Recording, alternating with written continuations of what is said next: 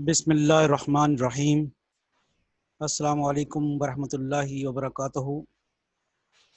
Viewers, इस lecture में हम बर्नौलीज़ इक्वेशन डिस्कस करेंगे और बर्नौली इक्वेशन की पहले डेफिनेशन करेंगे, उसका इंटीग्रेटिंग फैक्टर कैसे मालूम करते हैं वो मालूम करेंगे, बताएंगे।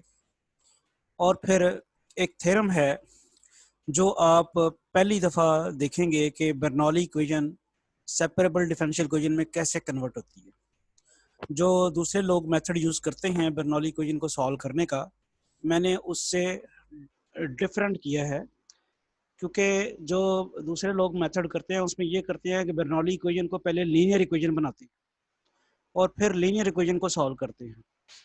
लेकिन मैं उससे ज़्यादा प्रेफर करता हूँ इस मेथड को, जो आज मैं आपके सामने पहली दफ़ा डिस्कस करूँगा। अपनी किताबों में मैंने डिफरेंशियल इक्वेशन की जो किताब है उसमें वैसे ये इंट्रोड्यूस किया हुआ है कि आप बर्नौली इक्वेशन को सेपरेबल डिफरेंशियल इक्वेशन कैसे बनाते हैं।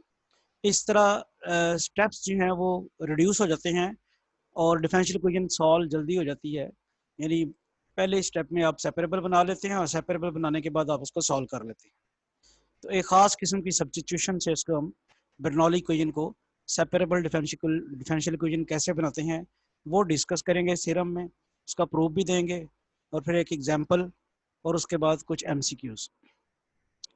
बर्नौली इक्वेशन की डेफिनेशन ये है जी कि d y by d x plus p of x y is equal to q of x. यहाँ तक अगर आपको याद हो तो ये लीनियर इक्वेशन थी, यहाँ तक ये क्यू ऑफ एक्स तक लीनियर इक्वेशन। पिछले लेक्चर में हमने लीनियर इक्वेशन के ऊपर बड़ी अच्छी डिस्कशन की थी, बड़ी तफसील से डिस्कशन की थी और उसमें लीनियर इक्वेशन को सॉल्व करना भी सिखाया था। तो बताना मैं ये चाह रहा हूँ कि यहाँ तक जो मैंने मार्क किया है लाइन, रेड लाइन, यहाँ तक तो है लीनियर इक्वेशन। लेकिन इसमें एक्स्ट्रा चीज़ क्या आई है?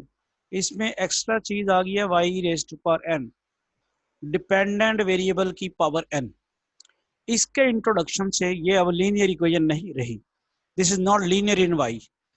ठीक है, आपको लीनियर इक्वेशन की डेफिनेशन जनरल याद है, और d y by d x plus p of x y is equal to q of x, ये पिछले लेक्चर में हमने डिस्कस किया था।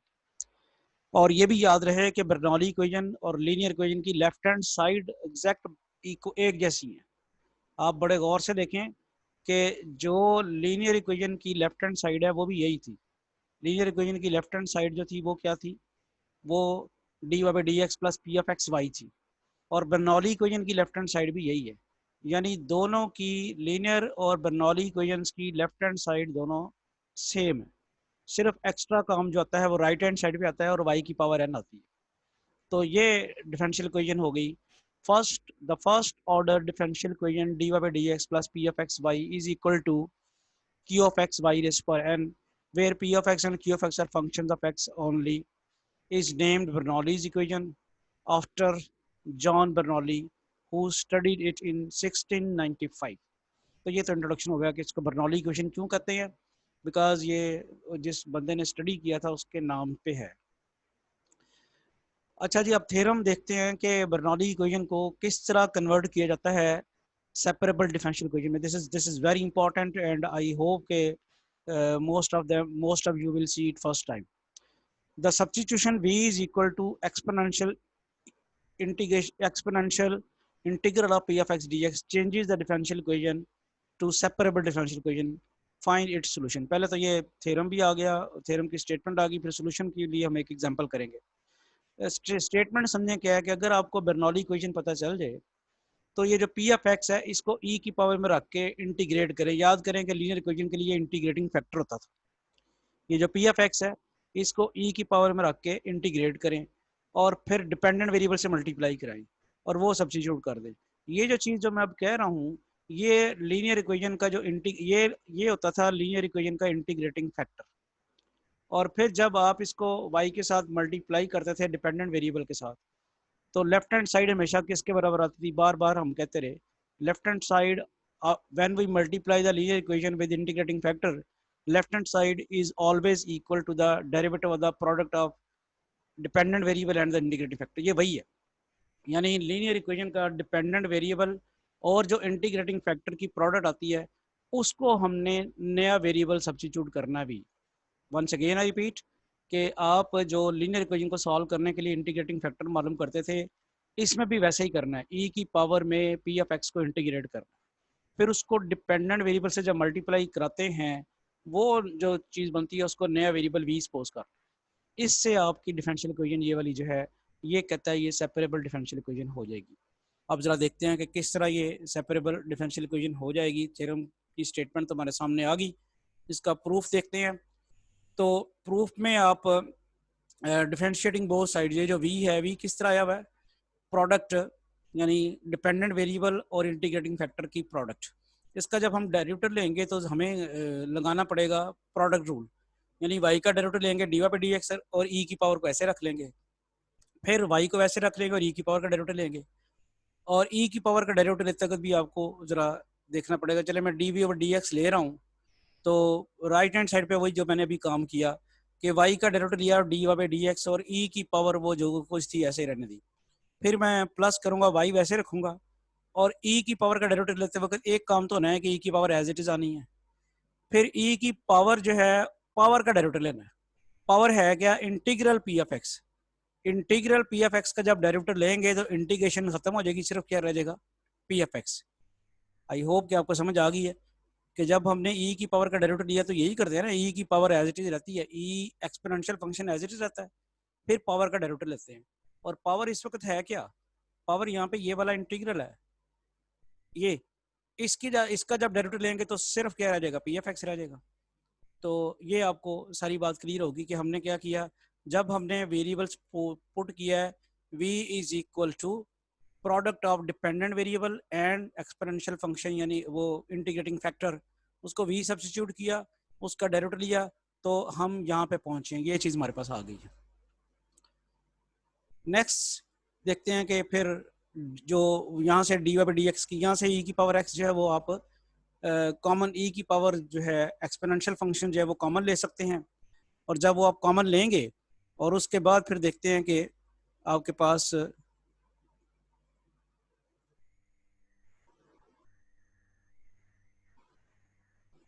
जी, अब आपने ई की पावर एक्स ई की पावर जो है वो कॉमन ले लिया, तो लेफ्ट हैंड साइड पे क्या आ गया, d v by d x is equal to d y by d x plus p of x y exponential this, ये आपके पास आ गया। अच्छा, अब इस वहाँ से वैल्यू निकालें, अगर d y by d x p of x y exponential this d y by d x, अब ये वैल्यू इसी में से निकाली ना, यहाँ से ये d y by d x, ये आपके पास d y by d x plus p of x y रहने दिया है, और इस चीज़ को ये देखें ज़रा, ये जो एक्सपोनेंशियल फंक्शन है इसको मैं राइट साइड पे ले गया, तो ई की पावर में माइनस आ गया, ये देखिए ए की पावर में माइनस आ गया, ये ऐसे ही है, यहाँ पे ई की पावर एक्स अगर होती तो इधर जाके वो ई की पावर माइनस एक्स हो जानी थी, तो आपके पास ई की पावर जो कुछ थी वो उधर जाके उसके साथ नेगेटिव साइन लग गया। अच्छा, अब जरा आगे चलते हैं, तो ये हमारे पास जब फॉर्म बनी again from one, equation number one जो थी आपके पास, उसको जरा देखें, तो वो थी y is equal to v exponential, यहाँ से आप वाई की वैल्यू निकाल ली, वहाँ पे वी की वैल्यू थी, याद करें वहाँ पे वी पुट किया था वाई इंटू एक्सपोनेंशियल, तो एक्सपोनेंशियल उधर जाके नेगेटिव हो जाएगा, वहाँ से वाई की वैल्यू आ जाएगी। अब आप कहते हैं putting these values from 2 and 3 in in the given differential equation, two में लेफ्ट हैंड साइड है डिफरेंशियल इक्वेशन की, d y by d x plus p F x y, और 3 में वाई की वैल्यू है, ये दोनों वैल्यूज आप गिवन डिफरेंशियल इक्वेशन पुट करते हैं, ये जो given differential equation d y by d x plus p F x y is equal to q of x y raised पर एन, इसमें आपने ये d y by d x plus p of x y की value put की, तो वो आपके पास ये वाली वैल्यू आपने पुट कर दी exponential minus p of x d x d v by d x, ये पुट कर दी अपने वैल्यू जो आपके पास थी, और राइट हैंड साइड पे क्यू ऑफ एक्स वैसे ही रहा, और वाई की वैल्यू पुट किया ये वाली v exponential minus p of x d x, और वाई की वैल्यू जब पुट की तो ऊपर पावर एन मौजूद है, वो वैसे के वैसे ही रही। अब आप इसको थोड़ा सा सिंप्लीफाई करते हैं, which is clearly a separable differential equation. Separable differential equation कैसे हो जाती है, ये भाई एक्स का फंक्शन है, वो उसको उठा के आप उधर ले जाएंगे और वी आप इधर ले आएंगे, तो आप वेरिएबल सेपरेट करते हैं, ये वी की पावर एन थी, उधर आके वी की पावर माइनस एन हो जाएगी, डी वी रह जाएगा, और right side left hand side पे सिर्फ क्या हो गया, वी का फंक्शन, और राइट हैंड साइड पे सिर्फ एक्स का फंक्शन। तो ये हुआ कि बर्नौली इक्वेशन जो है सेपरेबल डिफरेंशियल इक्वेशन होगी। अब इसको सॉल्व आसानी से किया जा सकता है। आप लेफ्ट हैंड साइड को v के रिस्पेक्ट में इंटीग्रेट करें, राइट हैंड साइड को x के रिस्पेक्ट। मैं ये स्टेप जल्दी से रिपीट कर देता हूँ आपके लिए कि अगर आपको बर्नौली इक्वेशन पता चल जाए, उसका इंटीग्रेटिंग फैक्टर होता है e की power integration p of x, उसको बर्नौली इक्वेशन से मल्टीप्लाई कराएं और उसके बाद बर्नौली इक्वेशन से मल्टीप्लाई कराने की भी ज़रूरत नहीं है, आप इंटीग्रेटिंग फैक्टर जो है उसमें उसकी प्रोडक्ट डिपेंडेंट वेरिएबल के साथ y इनटू इंटीग्रेटिंग फैक्टर, इसको नया वेरिएबल v सब्स्टिट्यूट पुट कर लें, यहाँ से फिर dy बाई डी एक्स की वैल्यू निकाल के और ये यहाँ से y की वैल्यू निकाल के बर्नौली इक्वेशन में पुट करें तो आपके पास डिफरेंशियल इक्वेशन जो है वो सेपरेबल बन जाती है। इसको लीनियर बनाने की ज़रूरत नहीं है। अब जो मेथड हमने डिस्कस किया है उसको यहाँ पे डिस्कस करते हैं एग्जांपल की मदद से। ये एक डिफरेंशियल इक्वेशन है, इसको ज़रा उस फॉर्म में, स्टैंडर्ड फॉर्म में लिख लें। D y by d x plus 2xy is equal to x e पर minus x square y cube. अब ऑब्वियसली ये बर्नौली इक्वेशन है वाई क्यूब की प्रेजेंस की वजह से। क्या करना होता है, e की पावर में पी एफ एक्स को इंटीग्रेट करके उसको y के साथ मल्टीप्लाई करा के उसको v पुट करना है। ये पी एफ एक्स यहाँ पे 2x है, तो आप e की पावर जब है उसको इंटीग्रेट करेंगे तो कैसे करेंगे, 2x को इंटीग्रेट करेंगे, 2x को इंटीग्रेट करेंगे तो x 2x स्क्वायर बाई 2 आएगा, वो सिर्फ रह जाएगा x स्क्वायर, तो एक्सपोनेंशियल x स्क्वायर यानी e की पावर x स्क्वायर आ जाएगा। ये आपने निकाल लिया है इंटीग्रेटिंग फैक्टर। अब आपने y जो पुट करना है वो क्या पुट करना है, v जो नया वेरिएबल सब्स्टिट्यूट करना है वो क्या करना है, product of the dependent variable and the integrating factor. Dependent variable आपका y है और इंटीग्रेटिंग फैक्टर ये है। बस यही स्टेप याद रखना है कि आफ्टर फाइंडिंग इंटीग्रेटिंग फैक्टर, ये आप लीनियर इक्वेशन में भी ऐसे ही करते हैं। ये यहाँ तक लीनियर इक्वेशन वाला तरीका है कि क्योंकि वो लीनियर इक्वेशन वाला तरीका इसलिए है कि इसकी left hand side linear equation की साइड है जो लीनियर इक्वेशन की होती है, तो इंटीग्रेटिंग फैक्टर भी वैसे ही निकलेगा। वो निकाल के आपने उसकी डिपेंडेंट वेरिएबल के साथ प्रोडक्ट लेनी है और वो वेरिएबल जो है आपने नया इंट्रोड्यूस करा देना है v। इसके बाद आप क्या करेंगे, y की वैल्यू यहाँ से निकालते हैं ताकि d y by d x निकल सके। D y by d x की वैल्यू निकाली तो वो प्रोडक्ट रूल लगना आपको पता है, v का डेरिवेटिव आ जाएगा d v by d x e raise पर माइनस एक्स स्क्वायर वैसे रहेगा, फिर v वैसे रहेगा और ई रेस पर माइनस एक्स स्क्वायर का डेरिवेटिव आएगा माइनस 2x ई रेस पर माइनस एक्स स्क्वायर, चूंकि दोनों में ई रेस पर माइनस एक्स स्क्वायर होगा तो वो कॉमन निकाल लेते हैं। अब कहता है putting these values from 3 and 4। Equation number 3 में y की वैल्यू है और इक्वेशन नंबर 4 में d y by d x की वैल्यू है। इसको ओरिजिनल इक्वेशन में पुट करें d y by d x की वैल्यू को और y की वैल्यू को। जब आप ये पुट करते हैं, ये मैंने d y by d x की जगह पुट किया है ये वैल्यू, इक्वेशन नंबर 1 में ये d y by d x है, इसकी जगह मैंने ये वाली वैल्यू पुट की है। फिर जो 2xy है वो तो वैसे ही रहेगा, y की जगह मैंने पुट किया है y v ई रेस पर माइनस एक्स स्क्वायर, और ऑब्वियसली राइट हैंड साइड पे भी पुट करना है y की जगह v ई रेस पर माइनस एक्स स्क्वायर। अब इसको थोड़ा सा सिंप्लीफाई करेंगे तो ये सेपरेबल डिफरेंशियल इक्वेशन बन जाएगी। ये सिंप्लीफिकेशन आपने की है, सारा कुछ कट कटा के d v by d x is equal to this आया है। अब आप देखते हैं कि इसके वेरिएबल जो है वो सेपरेट किए जा सकते हैं। यहाँ v की पावर 3 है, उधर जाके v रेस पर माइनस 3 हो जाएगा, डी वी हो जाएगा, और इधर आपके पास क्या रह जाएगा x ई रेस्ट पर minus 3x square D x. ये वेरिएबल सेपरेट हो गए, Bernoulli equation separable differential equation में कन्वर्ट होगी। अब इसकी सिर्फ इंटीग्रेशन करनी बाकी है।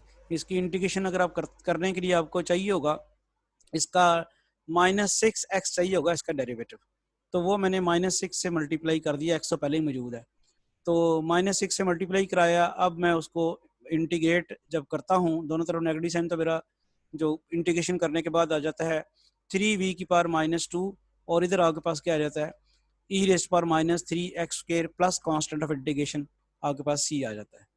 नेक्स्ट जी, ये v की वैल्यू दोबारा यहाँ पे पुट करें। v आपके पास क्या था, y ई रेस्ट पर x स्क्वायर, वो आपने यहाँ पे पुट कर दिया और ये डिफरेंशियल इक्वेशन आपकी जो है वो सॉल्व हो गई, जो कि बर्नौली इक्वेशन थी, और बर्नौली को हमने सेपरेबल डिफरेंशियल इक्वेशन में कन्वर्ट करके इसको हमने सॉल्व कर लिया। ये इसका सोल्यूशन आ गया। ये ई रेस पर -2x स्क्वायर जो उधर जाएगा तो वो ई रेस पर -x स्क्वायर आ जाएगा और इधर ई रेस पर 2x स्क्वायर आ जाएगा। अब बर्नौली इक्वेशन के कुछ एमसीक्यूज डिस्कस करते हैं कि किस तरह हम उनको सॉल्व करेंगे। ये डिफरेंशियल इक्वेशन है, the solution of the differential equation D over d x, और ये बर्नौली इक्वेशन आपके सामने नजर आ रही है, वाई की पावर 5 नजर आई ना आपको राइट साइड पे, तो इसकी वजह से बर्नौली इक्वेशन है। और पी एफ एक्स आपके पास होगा साइन एक्स, और इंटीग्रेटिंग फैक्टर आ जाएगा ई की पावर साइन एक्स को इंटीग्रेट करना, वो आ जाएगा ई की पावर माइनस कॉज एक्स, ये म्यू ऑफ एक्स आएगा। तो जरा देखते हैं, y dash plus y sine x is equal to y 5 sine x, p F x आ गया साइन एक्स, और म्यू ऑफ एक्स क्या आएगा, ई की पावर माइनस कॉज एक्स। ये कैसे आएगा, चूंकि साइन एक्स को ई की पावर में रख के इंटीग्रेट करना है, और इंटीग्रेशन साइन एक्स की होती है माइनस कॉज एक्स, वो ये आ गया। अब इस जो म्यू ऑफ एक्स आया, इसको इक्वेशन नंबर 1 के साथ आपने मल्टीप्लाई कराना है, जो ओरिजिनल इक्वेशन है। जब आपने इसको मल्टीप्लाई कराया तो ये इक्वेशन बन गई। इसके बाद आपने क्या करना है, लेफ्ट हैंड साइड आपके पास क्या बनती है, प्रोडक्ट, यानी लेफ्ट हैंड साइड आपके पास बनती है derivative of the product of independent dependent variable and the integrating factor. Left hand side ये यहाँ तक उसका इक्वेशन लीनियर इक्वेशन वाला जो है सॉल्व हो गया। अब आपको जैसे मैंने बताया था कि बर्नौली इक्वेशन को सॉल्व करने के लिए हमने क्या करना है, इंटीग्रेटिंग फैक्टर और डिपेंडेंट वेरिएबल की जो प्रोडक्ट है उसको v के बराबर रखना है। Let v be equal to y e raise पर minus cos x, e raise पर minus cos x integrating factor है और y डिपेंडेंट वेरिएबल है। यहाँ से फिर आपने y की वैल्यू निकालनी है, और y की वैल्यू निकालने के बाद आप इसका डेरिवेटिव लेंगे। डेरिवेटिव लिया आपने तो वो आपके पास d v by d x आपके पास ये आ जाता है e की पावर 5। यहाँ से आप 2 जो वैल्यूज उसमें पुट कर देते हैं, ये डेरिवेटिव मैंने लिया नहीं है, ये थोड़ा सा स्टेप्स जो हैं जो पीछे डिस्कस किए उससे तब्दील किया है थोड़ा सा, कि इंटीग्रेटिंग फैक्टर को मल्टीप्लाई कराया डिफरेंशियल इक्वेशन के साथ, तो ये बन गया। अब मुझे डेरिवेटिव लेने की जरूरत नहीं है, ये ज़रा गौर कीजिएगा कि ये मैंने रखा हुआ है product of dependent variable and integrating factor को मैंने वी रखा हुआ है, गौर करेंगे। तो इसकी जगह मैंने वी पुट कर दिया, तो ये बन गया हमारे पास d v by d x. गौर करें लेफ्ट हैंड साइड में, और कुछ नहीं किया, यानी ये उससे भी आसान हो गया जो मैथड डिस्कस किया है कि डिफरेंशियल इक्वेशन जो है उसको आपने इंटीग्रेटिंग बर्नौली इक्वेशन को इंटीग्रेटिंग फैक्टर से मल्टीप्लाई करा दिया, और उसकी लेफ्ट हैंड साइड तो वही बननी है जो लीनियर की बना करती थी। और वो क्या बना करती थी लीनियर की, it is the derivative of the product of the dependent variable and the integrating factor. अब चूंकि आपने डिपेंडेंट वेरिएबल इंटीग्रेटिंग फैक्टर को वी सपोज किया है, तो यहाँ पुट करेंगे वी, तो वो बन जाएगा d v by d x, ये तो होगी left hand side. Right hand side में सारी बात है, यहाँ से वाई की वैल्यू निकालें। वाई की वैल्यू क्या निकलती है, ये जो ऐसे ये निकाली हमने वाई की वैल्यू, वो पुट की तो वो बन गया वी की पावर 5 ई की पावर कॉज 5x, और ई की पावर माइनस कॉज ई की पावर माइनस कॉज एक्स पहले मौजूद था, तो वो रह गया ई की पावर कॉज ई की पावर 4 कॉज एक्स। ये फिर देख लें, ई की पावर माइनस कॉज एक्स वहाँ पे मौजूद था ना, वो रह गया, तो यहाँ से 5 आया, ये इसकी पावर 5 थी, ये वाली वाई की पावर 5 थी, ई की पावर 5 कॉज एक्स आना है, और एक ई की पावर माइनस कॉज एक्स पहले मौजूद है, वो रह जाएगा ई की पावर 4 कॉज एक्स। इस तरह से ये डिफरेंशियल इक्वेशन जो है ये सेपरेबल डिफरेंशियल इक्वेशन अब कन्वर्ट हो चुकी है। इसको अगर आप गौर से देखें तो इसके वेरिएबल सेपरेट हो सकते हैं। ये हमने इसके वेरिएबल जो हैं वो सेपरेट कर दिए, वो आ गया वी रेज टू पावर -5, और उधर राइट साइड पे आ गया e raise to power 4 cos x sine x. अब इसकी इंटीग्रेशन बड़े आराम से हो सकती है, इसकी आएगी ई की power -4 -5 plus 1 over -5 plus 1 e raise power -4 over 4, और यहाँ पे कॉज एक्स का डेरिवेटिव जो है वो sine x minus sine x होता है, तो इसकी इंटीग्रेशन आ जाएगी -1/4 ई रेज पर 4 कॉज एक्स। और चूंकि सबके साथ -4 डिवाइड हो रहा है दोनों टर्म्स के साथ, तो कांस्टेंट ऑफ इंटीग्रेशन के साथ भी हमने -4 से डिवाइड कर दिया, और यहाँ से फिर v4 आ जाता है। ये v4 is equal we raise पर -4 is equal to e raise to power 4 cos x plus c. अब फाइनली जो v सब्स्टिट्यूशन थी वो पुट कर दी, v हमने पुट किया हुआ है y e raise to power minus cos x raise to power, वो आ गया -4। अब यहाँ से आप y की वैल्यू निकालते हैं, वो वाई रेज पर -4 और e की पावर ये बन जाएगी प्लस कॉस 4x, वो उधर जाके इसको काट देगी और इधर जाके माइनस बन जाएगी। अब ये ऑप्शन आपके पास, आपको देखें कि कहाँ ऑप्शन मौजूद है, और ये डी पार्ट है। तो ये बर्नौली इक्वेशन का एमसीक्यूज थोड़ा आप देखें कि इस तरह के भी एमसीक्यूज आपको आएंगे पेपर में जिसमें आपको सॉल्व करना पड़ेगा। तो वो आपको फिर सॉल्व करने के लिए जल्दी करनी चाहिए टाइम शॉर्ट। मैंने तो ज़रा स्टेप ज़रा सारे किए हैं, आप थोड़ा इसको शॉर्टकट में करने की कोशिश करें। नेक्स्ट क्वेश्चन जो है ये भी बर्नौली इक्वेशन है, y की पावर 7 पड़ी हुई है, तो बर्नौली इक्वेशन है। यहाँ पे p ऑफ x क्या बनता है, -2x over x square plus 1। इसको e की पावर में रख के इंटीग्रेट करें तो आएगा डेरिवेटिव e की power minus log x square plus 1, और वो माइनस उसकी पावर में चला जाए तो लॉग कट जाए तो 1 ओवर एक्स स्क्वायर प्लस 1 आएगा इसका integrating factor, 1 over x square plus 1। अब ये स्टेप्स आप खुद करें। अब after finding integrating factor linear equation वाला मेथड लगा के उसमें इसको मल्टीप्लाई कराएं इक्वेशन नंबर 1 को उसके साथ। अब यहाँ जैसे लीनियर इक्वेशन में पिछला लेक्चर जो मैंने आपको बताया था उसमें जब आप डिफरेंशियल इक्वेशन को लीनियर इंटीग्रेटिंग फैक्टर से मल्टीप्लाई करा लेते हैं तो लेफ्ट हैंड साइड ऑलवेज किसके बराबर होती है, it is always the derivative of the product of the dependent variable and the independent and the integrating factor. ये आपने किया, it is always derivative d over dx of the product of y dependent variable और product of integrating factor। integrating factor क्या था, 1 over x square plus 1। तो ये last भी इसको खोलेंगे तो जवाब यही आएगा। अब इसके बाद हमने इस चीज को पुट करना है, डिपेंडेंट वेरिएबल और इंटीग्रेटिंग फैक्टर की प्रोडक्ट को v पुट करना है। जब इसे v पुट करेंगे तो ये dv by dx बन जाएगा। जैसे ही आपने इसको v पुट किया y over x के प्लस 1 को, तो ये वाला जो पोर्शन है ये dv over dx बन गया। और बाकी यहाँ से फिर आपने y की वैल्यू जो है राइट साइड पे पुट की। y की वैल्यू है क्या, x के प्लस 1 v। वो जब यहाँ पे पुट करते हैं तो x के प्लस 1 की 7 आ जाएगी, y की पावर 7 आ जाएगी। इस तरह से ये कट के आपके पास रह जाएगा v की पावर 7 आ जाएगी, v की power 7 over x square plus 1। तो ये आपके पास आ जाता है। इसके अब आप वेरिएबल सेपरेट कर सकते हैं। वेरिएबल सेपरेट जब आप करेंगे तो आपके पास जो है जो लेफ्ट साइड पे वी रेस पर -7 dv और राइट साइड पे ये आ जाएगा, इसकी इंटीग्रेशन आ जाएगी v raise to power -6 over 6 और इसकी tan verse x plus c. इसको थोड़ा सा आप सिंप्लीफाई कर लें और ये आपके पास आंसर आ जाएगा। और पीछे जो आंसर है वो आप ज़रा देख लें कि क्या था, वो ये ए पार्ट। ठीक है जी, सेकंड क्वेश्चन का फिर आंसर जो है वो हमारे पास निकला है a part after solving the given Bernoulli equation. Next third part पे जाते हैं।